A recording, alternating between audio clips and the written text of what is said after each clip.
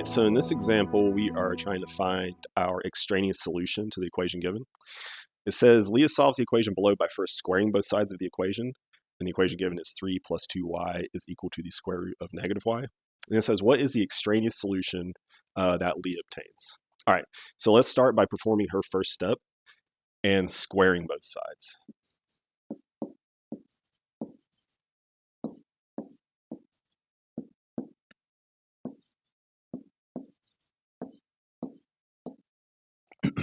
All right, so on our left side, we're going to expand.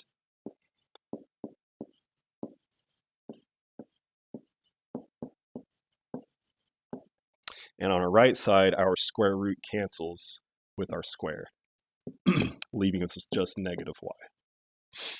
All right, so now we're going to expand the left side. We're going to FOIL it out. So I'm going to multiply all of the terms in my first binomial into all the terms in the second binomial. So I get 3 times 3, which is 9. 3 times 2y, which is 6y. 2y times 3, which is another 6y. And finally, 2y times 2y, which is 4y squared.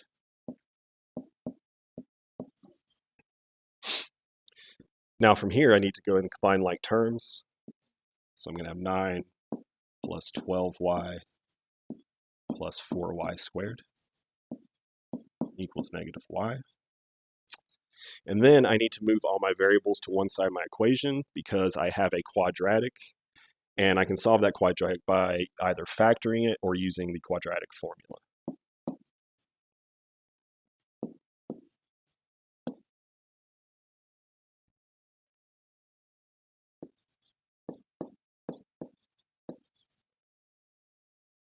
Oops, 13y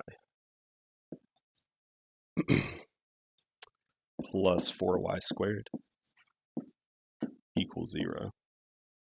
Okay, and now, like I said, from here you can use factoring or you can do the quadratic formula. I'm going to use the quadratic formula because sometimes it's not possible to factor. So if you were to attempt that and it not work, you would lose some time on that. It would take you longer. So I'm going to go ahead and just plug it in the quadratic formula. Before I do that, though, I'm going to write it in standard form, which means I'm going to write it from highest to lowest power.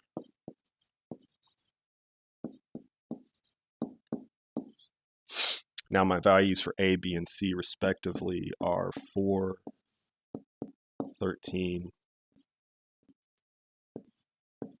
and 9. And I'm going to take all of those and plug them into the quadratic formula. So we get negative 13 plus or minus the square root of 13 squared minus 4 times 4 times 9. And all of that is divided by 2 times 4. Now, from here, to save a little bit of writing, I'm going to use my calculator to perform these operations. All right, so all I'm going to do with this step is just type in everything I have over here on the right side of my screen.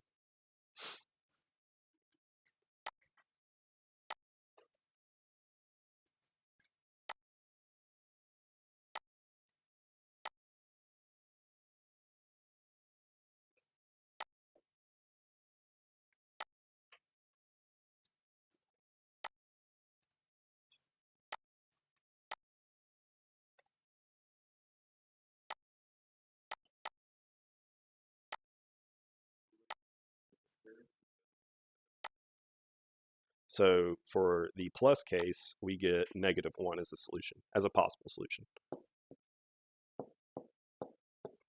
And to save time, I can actually hit second and the enter key to bring up the line I had before, so I don't have to retype all that.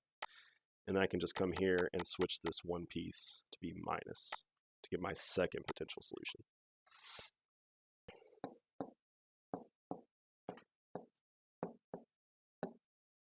All right, so now we have our two solutions. And what we need to do is figure out not which solution is valid, but which solution is in fact invalid or extraneous, because we were actually asked to find the extraneous solution. So what we're going to do now is take our two solutions, plug them back in to our original equation here, and see which one produces something that produces a non-true statement, an inequality that's not true. So I'm going to erase some of this to make some space, and I'm going to start with -1.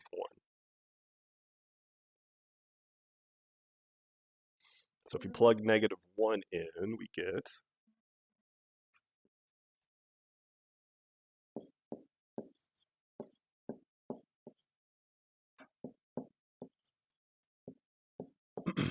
all right, so on our left side, we have 3 plus 2 times -1. So let's break that down. 2 times -1 is -2, and 3 plus -2 is 1.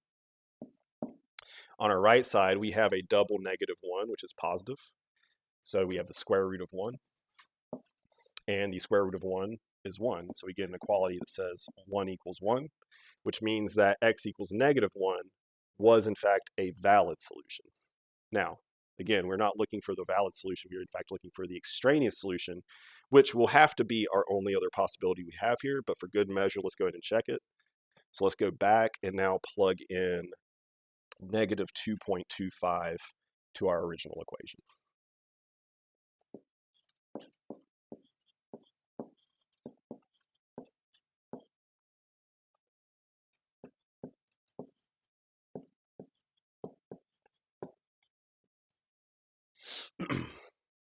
Okay, so on our left side, we have 2 times 2.25. 2 times 2.25 is 4.5. And 3 plus 4.5 is 7.5. Now, on our other side, we actually don't have to do any work here because we have the square root of a negative number. And we know that the square root of a negative number is always imaginary. So whatever we have on this side, it doesn't really matter because we know a real number can never be equal to whatever this imaginary number here would be. So we know that -2.25 is in fact our extraneous solution.